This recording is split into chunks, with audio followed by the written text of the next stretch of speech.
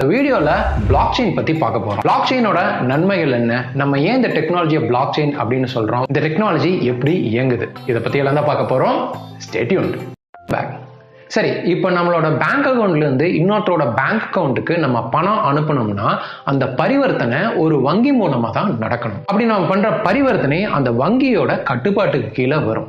இதைத்தான் centralise system அப்படின்னு சொல்லுவாங்க. ஆனா எந்த ஒரு நடுநிலையான ஒரு நிறுவனத்தோட கட்டுப்பாடு இல்லாம நாணய பரிவர்த்தனை நடக்கணும், அதே சமயத்துல அது பாதுகாப்பான முறையில நடக்கணும் அப்படிங்கிற முயற்சியில உருவாக்கப்பட்ட ஒரு வகையான நாணயம் தான் பிட்காயின். பிட்காயின்ல இந்த மாதிரி ஒரு பரிவர்த்தனை நடக்கிறதுக்கு காரணமா இருக்கிற டெக்னாலஜி தான் பிளாக் செயின்.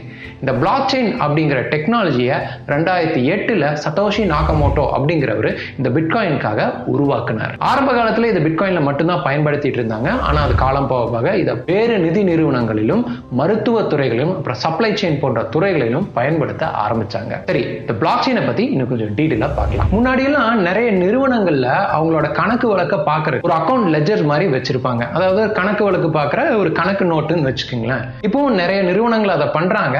ஆனா நிறைய பேர் டிஜிட்டல் முறையில மாறிட்டாங்க. அப்படி என்ன அதுல பண்ணுவாங்கன்னா, இந்த அன்றைக்கு காலையில ஆரம்பிக்கும் போது அந்த நிறுவனத்துக்கிட்ட எவ்வளவு பணம் இருந்துச்சு, அதுக்கப்புறம் அன்றைய செலவுகள் என்னென்ன, அன்றைய வரவுகள் என்னென்ன, அதுக்கப்புறம் இந்த செலவு வரவு போக அந்த நாளோட முடிவில் அந்த நிறுவனத்துக்கிட்ட எவ்வளவு பணம் இருக்கு, இந்த மாதிரி ஒவ்வொரு பரிவர்த்தனைகளையும் ஒரு வரி கீழே ஒரு வரியா அந்த அக்கௌண்ட்ஸ் லெஜர்ல எழுதிக்கிட்டே வருவாங்க. எடுத்துக்காட்டுக்கு உங்களுக்கும் எனக்கும் இடையே ஒரு பரிவர்த்தனை நடக்குது. அதுக்கு நான் எனக்குன்னு ஒரு தனி அக்கௌண்ட் லெஜர் வச்சிருக்கேன்னு வச்சுக்குவோம்.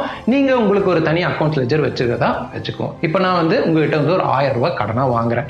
என்னோட அக்கௌண்ட் லெஜர்ல என்ன எழுதுவேன், 1000 ரூபாய் நான் கடனா வாங்கினேன் அப்படின்னு எழுதிடுவேன். இது உங்களோட அக்கௌண்ட் லெஜர் நீங்க என்ன எழுதுவீங்க, 1000 ரூபாய் கடன் கொடுத்ததா எழுதுவீங்க. கொஞ்ச நாள் கழிச்சு நான் என்னோட அக்கௌண்ட்ஸ் லெஜர்ல 1000 ரூபாய் நான் திருப்பி கொடுத்துட்டேன் அப்படின்னு கணக்கு எழுதுறேன். ஆனா உண்மையில நான் 1000 ரூபாய் உங்களுக்கு கொடுக்கவே இல்லை, நான் ஒரு பொய் கணக்கு எழுதுறேன்னு வச்சுக்குவோம். அதுக்கப்புறம் நீங்க என்ன சொல்லுவீங்க, நீ எனக்கு இன்னும் கடன் கொடுக்கல, கடன் கொடு அப்படின்னு நீங்க என்ன கேட்பீங்க. அப்ப நான் என்ன சொல்லுவேன், இல்ல என்னோட அக்கௌண்ட் லெஜர்ல நான் கடன் கொடுத்தேன்னு எழுதிட்டேன், நான் ஆல்ரெடி கடன் கொடுத்துட்டேன். இந்த மாதிரி கருத்து வேறுபாடுகள் உருவாகும், பிரச்சனைகள் உருவாகும். இந்த மாதிரி பிரச்சனைகள் இல்லாம சரியான முறையில ஒரு பரிவர்த்தனை நடக்கணும்னா என்ன பண்ணலாம், உங்களுக்கும் இல்லாம எனக்கும் இல்லாம நடுநிலையா ஒருத்தர் வச்சு அவர்கிட்ட ஒரு அக்கௌண்ட் லெஜர் கொடுத்து எங்க 2 பேருக்கு இடையில நடக்கிற பண பரிவர்த்தனைகளை பத்தி நீங்க மேற்பார்வையிடுங்க, நீங்க உங்க அக்கௌண்ட் லெஜர்ல எழுதிக்கங்க அப்படின்னு சொல்லிட்டா நானும் ஏமாத்த முடியாது, நீங்களும் ஏமாத்த முடியாது. வாஸ்தவம் தானே? இதுதான் இப்போ வங்கிகள்ல நடக்குது. இப்போ இந்த வங்கியில அக்கௌண்ட் வச்சிருக்கிற எல்லாத்துக்கும் இடையே நடக்கிற பண பரிவர்த்தனைகளை அந்த வங்கிகள் நடுநிலையா இருந்து அவங்களோட லெஜர்ல பதிவு செஞ்சு பாதுகாத்து மேற்பார்வையும் விடுறாங்க. பண பரிவர்த்தனைகளுக்கு மட்டும் லெஜர்ஸ் பயன்படுத்தப்படுறது இல்லைங்க. இப்போ நம்ம ஏதாவது சொத்துக்கள் வாங்கினாலுமே நம்ம அதை ரெஜிஸ்டர் பண்றோம், இப்போ ஒரு வாகனம் வாங்கினாலுமே அதை ரெஜிஸ்டர் பண்றோம். இந்த மாதிரி ஒவ்வொரு துறைகளும் இந்த மாதிரி லெஜர்ஸை வச்சு மெயின்டைன் பண்றாங்க. இதுல என்ன சிக்கல்னா, இந்த மாதிரி நடுநிலையா லெஜர்ஸ் வச்சு மெயின்டைன் பண்ற நிறுவனங்கள் அதை பாதுகாக்கிறதுக்கு சில சர்வீஸ் சார்ஜ் நம்ம கிட்ட இருந்து வாங்குவாங்க. அதுக்கப்புறம் இப்போ ஒரு பேங்க்ல நிறைய பேர் அக்கௌண்ட் வச்சிருக்காங்கன்னா அந்த பேங்க்ல அக்கௌண்ட் வச்சிருக்கிற எல்லாத்தோட பண பரிவர்த்தனைகளும் அந்த பேங்கோட கட்டுப்பாட்டுக்கு கீழே தான் வரும். இது அதான் முன்னாடி சொன்ன மாதிரி இது ஒரு சென்ட்ரலைஸ் சிஸ்டமா தான் வரும். ஆனா இந்த மாதிரி நடுநிலையா எந்த ஒருவரும் இல்லாம பண பரிவர்த்தனைகளை பண்ண ஆரம்பிச்சிட்டோம்னா நம்ம இந்த பண பரிவர்த்தனைகளுக்கு செலவு செய்யற சர்வீஸ் சார்ஜை தவிர்க்கலாம். இப்போ நடுநிலையா ஒருத்தர் இருந்தாருன்னா அதுக்குன்னு சில ப்ராசஸ் இருக்கும், அதுக்கு கொஞ்சம் நேரம் எடுத்துக்கும், அதையெல்லாம் தடுக்க முடியும். சோ அதுக்கு ஒரே வழி என்ன, இப்போ நம்மளோட எடுத்துக்காட்டுக்கே வரும், உங்களுக்கும் எனக்கும் இடையில நடக்கிற பரிவர்த்தனை எப்படி நம்ம நடுநிலையா ஒருத்தர் இல்லாம பாதுகாப்பான முறையில எந்த தவறுகள் இல்லாம பண்ண முடியும். இப்போ எங்கிட்ட ஒரு லெஜர் இருக்கிறாரே வச்சுக்கலாம், உங்ககிட்ட ஒரு லெஜர் இருக்கிற மாதிரியே வச்சுக்கலாம். இப்போ நான் என் லெஜர்ல நான் என்ன கணக்கு எழுதினாலும் அது உங்களோட லெஜர்ல ஆட்டோமேட்டிக்கா தெரியணும். அதே சமயத்துல நான் என்னோட லெஜர்ல ஏற்கனவே எழுதின கணக்கை அழிக்க முடியாத மாதிரி இருக்கணும், திருத்த முடியாத மாதிரி இருக்கணும். இந்த மாதிரி ஒரு டெக்னாலஜி உருவாக்கிட்டோம்னா நடுநிலையா யாருமே இல்லாம அதே சமயத்துல பாதுகாப்பான முறையில நம்ம பண பரிவர்த்தனை பண்ண முடியும். இந்த டெக்னாலஜி தான் பிளாக் செயின் அப்படின்னு சொல்லுவாங்க. இது ஒரு 2 பேருக்கு மட்டும் இல்லாம பிளாக் செயின்ல நிறைய பேர்த்த சேர்த்திக்க முடியும். இப்போ என்னோட லெஜர்ல நான் அக்கௌண்ட் எழுதுறது ஒரு 100 பேர் இருந்தாங்கன்னா 100 பேர்த்தோட லெஜர்லயும் அது தெரிவிக்கப்படும். அப்படி இருக்கும்போது நிறைய பேர் அந்த கணக்குக்கு சாட்சியே இருப்பாங்க. அதனால இந்த பரிவர்த்தனை இன்னும் பாதுகாப்பானதா இருக்கும். இப்போ நீங்க கேட்கலாம், என்னது 2 பேருக்கு நடுவில் எடுக்கிற பண பரிவர்த்தனை 100 பேருக்கு தெரியணுமா, இது நல்லா இருக்காது, ஏன் நான் ஒருத்தருக்கு பணம் கொடுக்கறது எதுக்கு நான் 100 பேருக்கு தெரிய வைக்கணும் அப்படின்னு நீங்க நினைக்கலாம். சரியான கேள்விதான். இந்த பிளாக் செயின் டெக்னாலஜியை நமக்கு தேவைக்கேற்ப கஸ்டமைஸ் பண்ண முடியும். எடுத்துக்காட்டு பிட்காயின்ல பிளாக் செயின் யூஸ் பண்றாங்கன்னு நான் சொன்னேன். பிட்காயின் ஒரு வகையான நாணயம். இந்த பிட்காயினோட வெப்சைட்ல போய் பார்த்துட்டீங்கன்னா இந்த உலகத்துல யாராச்சும் இன்னொருத்தருக்கு பிட்காயினை அனுப்புனாங்கன்னா அந்த டிரான்சாக்ஷன் நடந்ததுன்னா அதை வந்து யார் வேணாலும் பார்க்க முடியும். ஒருவேளை நீங்க பார்க்கணும், அதுக்கான லிங்க் டிஸ்கிரிப்ஷன் கொடுக்குறேன் பாருங்க. ஆனா இதுல என்ன கேட்ச்னா, யாரு அனுப்புறாங்க அப்படிங்கிறது உங்களுக்கு தெரியாது. ஒரு ஐடி இருக்கும், இந்த ஐடியிலிருந்து இந்த ஐடிக்கு இவ்வளவு பணம் வந்து இந்த தேதியில பரிவர்த்தனை செய்யப்பட்டது அப்படின்னு தான் இருக்குமே தவிர அந்த ஐடி யாரோடது, அந்த ஐடியில் இருக்கிறவரோட அக்கௌண்ட் நம்பர் என்ன, இதெல்லாமே மறைக்கப்பட்டிருக்கும். இந்த மாதிரி ஒவ்வொரு துறைகளிலும் அதோட தேவைக்கேற்ப இந்த பிளாக் செயின் டெக்னாலஜியை கஸ்டமைஸ் பண்ண முடியும். ஆனா மேலோட்டமா பார்த்தோம்னா இந்த மாதிரி வெளிப்படையான ஒரு அக்கௌண்ட் லெட்ஜர் நிறைய பேருக்கு இடையே பகிரப்படுற ஒரு டெக்னாலஜி தான் பிளாக் செயின் அப்படின்னு சொல்லுவாங்க.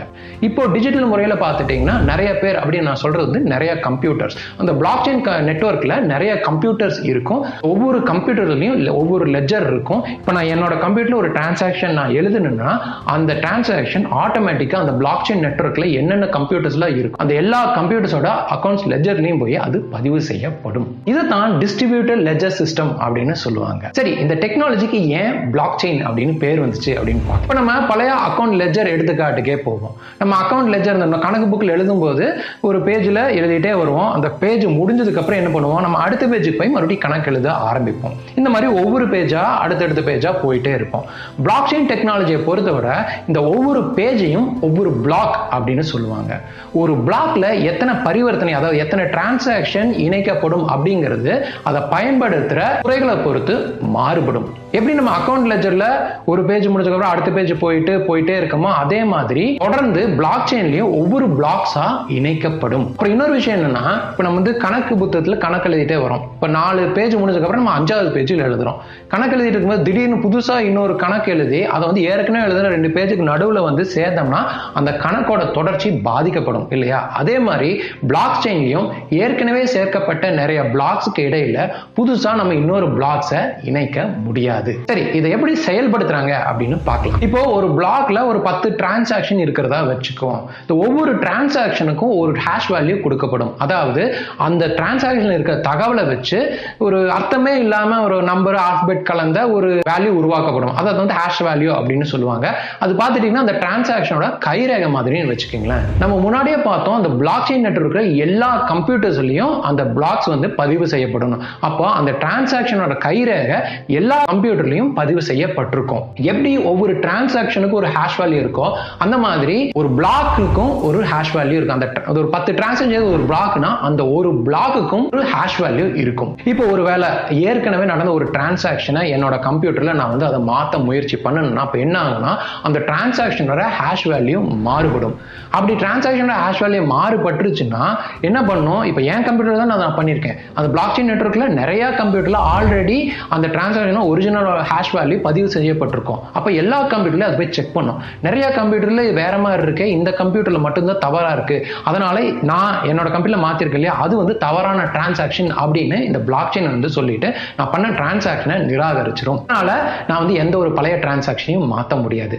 சரி, இப்போ வந்து நான் ஏற்கனவே நடந்த சில பிளாக்ஸ் நடுவில் இன்னொரு பிளாக்கை கொண்டு வந்து இன்சர்ட் பண்ண முயற்சி பண்றேன்னு வச்சுக்குவோம். நான் முன்னாடியே சொன்னேன் ஒவ்வொரு பிளாக்குக்கும் ஒரு ஹேஷ் வேல்யூ இருக்கும் அப்படின்னு.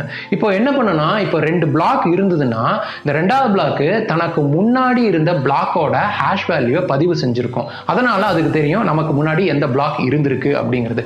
அதே மாதிரி ஒவ்வொரு பிளாக்குமே தனக்கு முன்னாடி எந்த பிளாக் இருந்ததுன்னு தெரிஞ்சுக்கிறதுக்கு அதோட ஹேஷ் வேல்யூவை அங்கிட்ட சேவ் பண்ணி வச்சிருக்கும்.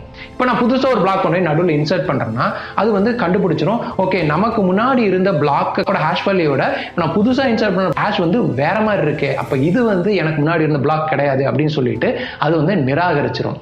ஸோ இதனால என்னால் நடுவில் எந்த ஒரு பிளாக்கையுமே இன்சர்ட் பண்ண முடியாது. அப்படியே சரி இது என்ன பிளாக்ல மாத்துறது தானே, நான் என்னோட கம்ப்யூட்டர்ல இருக்கிற ஒரு பிளாக்கோட ஹேஷ் வேல்யூ மாத்திட்டு நான் வந்து இன்சர்ட் பண்ணிடுறேன்னு வச்சுக்கோ. நான் முன்னாடியே சொன்னேன் பிளாக் செயின் நெட்வொர்க்ல நிறைய கம்ப்யூட்டர்ஸ்ல இதோட காப்பீஸ் பதிவு செய்யப்படும்.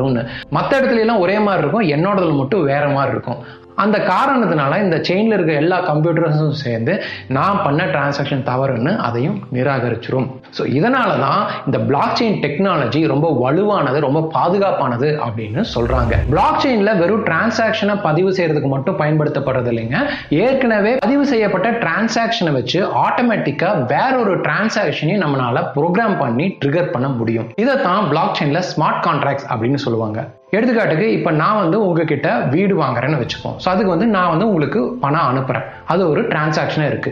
என்னோட பணம் உங்ககிட்ட போய் சேர்ந்த உடனேவே இந்த ஸ்மார்ட் கான்ட்ராக்டை வச்சு நம்ம ப்ரோக்ராம் பண்ணி ஆட்டோமேட்டிக்கா உங்க பேர்ல இருந்த வீடை என் பேருக்கு ரெஜிஸ்டர் செய்ய வைக்க முடியும். இது ஸ்மார்ட் கான்ட்ராக்ட்ஸை எப்படி பயன்படுத்தலாம் அப்படிங்கிறதுக்கு ஒரு சின்ன எடுத்துக்காட்டா இந்த மாதிரி நிறைய விஷயங்களை பண்ணா, ஆனா ஸ்மார்ட் கான்ட்ராக்ட்ஸை இந்த அளவுக்கு இன்னும் நடைமுறைக்கு கொண்டு வரல. ஏன்னா இந்த பிளாக் செயின் டெக்னாலஜியை இன்னும் மேம்படுத்திட்டே தான் இருக்காங்க. பிளாக் செயினோட முழு திறனை நம்ம இன்னும் செயல்படுத்தல அப்படின்னு தான் சொல்லணும். ஸோ இது வரைக்கும் நம்ம பார்த்ததை வச்சு உங்களுக்கு பிளாக் செயின் அப்படின்னா என்ன அப்படிங்கிறத புரிஞ்சிருக்கும் நான் நம்புறேன். ஒருவேளை உங்களுக்கு இப்போ கொஞ்சம் குழப்பமா இருந்ததுன்னா மறுபடியும் இந்த வீடியோ ஃபர்ஸ்ட்ல இருந்து பாருங்க, கண்டிப்பா புரியும்னு நினைக்கிறேன்.